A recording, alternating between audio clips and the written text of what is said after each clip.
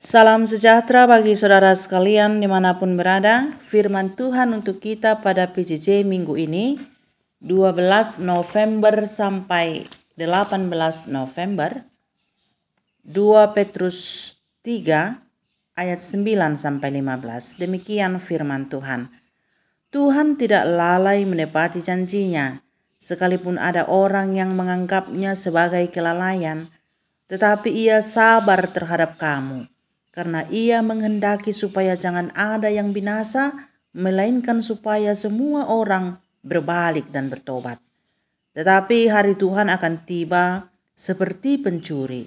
Pada hari itu langit akan lenyap dengan gemuruh yang dahsyat, dan unsur-unsur dunia akan hangus dalam nyala api, dan bumi dan segala yang ada di atasnya akan hilang lenyap.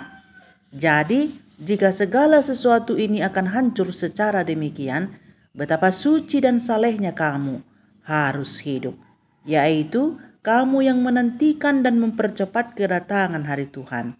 Pada hari itu langit akan binasa dalam api, dan unsur-unsur dunia akan hancur karena nyalanya.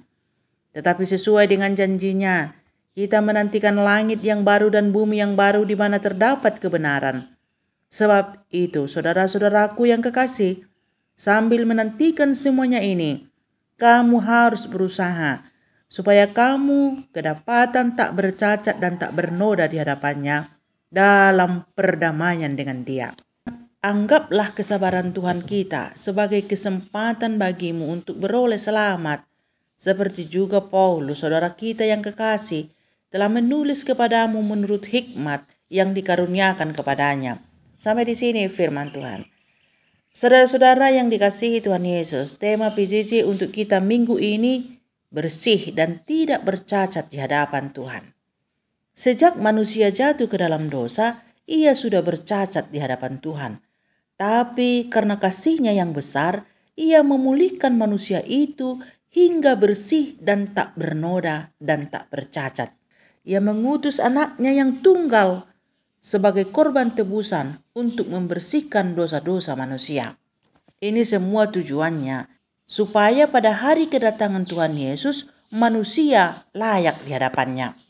Hanya saja sebelum hari itu tiba, manusia masih tetap berada di dunia ini, di mana dosa dan kejahatan serta ketidakbenaran merajalela. Sehingga orang-orang yang sudah bersih itu pun bisa bernoda dan bercacat kalau tidak menjaga keberadaannya yang bersih itu. Dan janji kedatangan itu sudah disampaikan para utusan Tuhan. Namun kedatangan itu belum juga tiba. Ada yang menganggap bahwa hal itu sebagai kelalaian tanpa menyadari dirinya yang berdosa dan telah bernoda kembali karena tidak menjaga diri dari kejahatan dunia ini. Untuk itulah Rasul Petrus menuliskan surat ini kepada jemaat mula-mula. Ia berkata, Tuhan tidak lalai menepati janjinya, sekalipun ada orang yang menganggapnya sebagai kelalaian, tetapi ia sabar terhadap kamu karena ia menghendaki supaya jangan ada yang binasa melainkan supaya semua orang berbalik dan bertobat. Petrus menyebutkan kedatangan itu seperti pencuri. Tidak ada yang tahu kapan itu terjadi, dan semua yang ada di bumi dan unsur-unsurnya akan lenyap dan hangus binasa. Tetapi orang yang menantikan Tuhan akan hidup dalam dunia yang baru di mana terdapat kebenaran.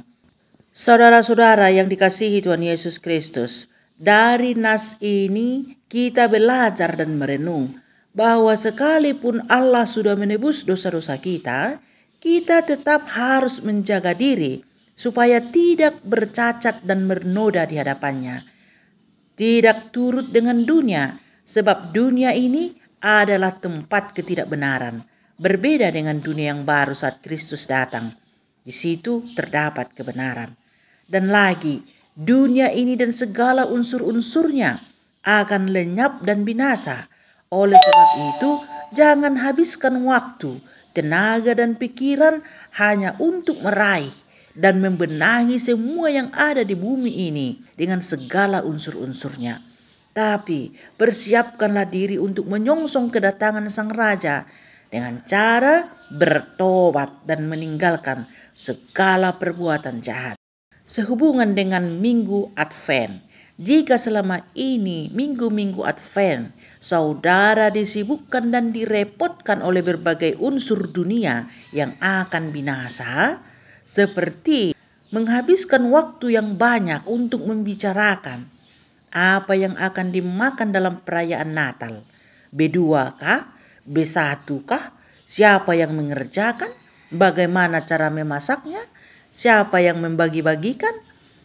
Baju warna apa yang akan dipakai? Bingkisan Natal apa yang harus dibuat? Bertobatlah.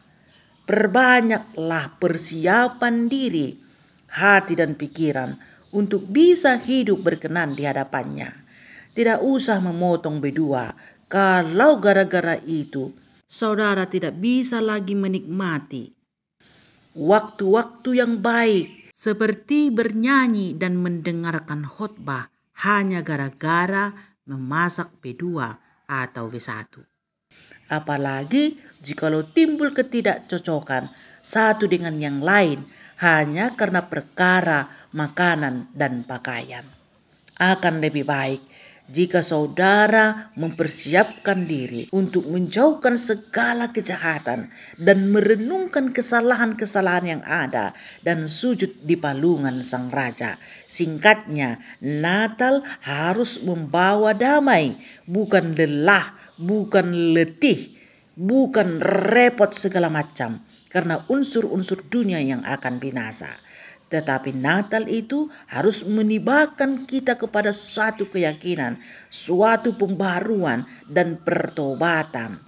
Supaya jikalau Tuhan datang pada saat itu, kita tidak kedapatan bercacat dan bernoda, tetapi bersih di hadapannya. Amin.